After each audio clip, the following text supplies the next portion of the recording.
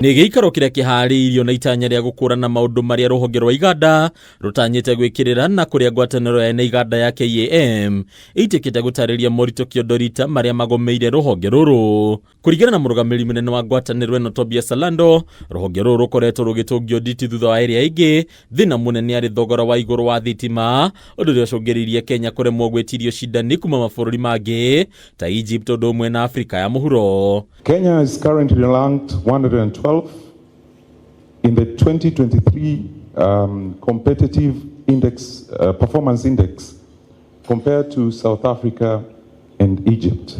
South Africa is at 53 and Egypt at 68 in terms of the competitive index. Energy remains the central industry competitive, depends on the final tariff per kilowatt hour.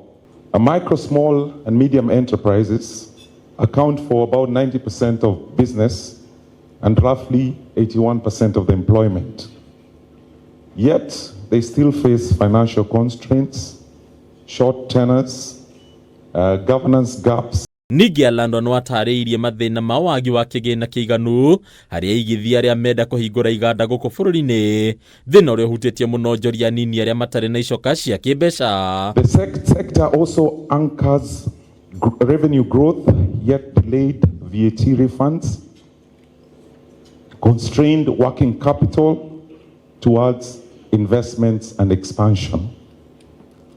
So for us, global competitiveness is a key concern that we need to address because it also affects and impacts assessments and the growth of many industries because of what we call levies and charges in different countries. Kuna bũrũri wa Kenya ũkoretwo ũkĩorotereria gũkũra ũkĩhanania na bũrũri wa Singapore ũrĩa ũmũthĩ ũtaragwo ta ũmwe wa mabũrũri marĩa makũrĩte mũno, ene IGANDA magĩkĩrĩra nganja thabarĩ ya Singapore kuona ndĩngĩkinyanĩra ũthondeki wa indo ũtekĩrĩirwo, ũmũthĩ rũhonge rwa IGANDA rũkĩnyita itemi rĩa gĩcunjĩ kĩa 7.3 harĩ igana harĩ ũtonga wa bũrũri. How many food items do we import that we can grow and process locally?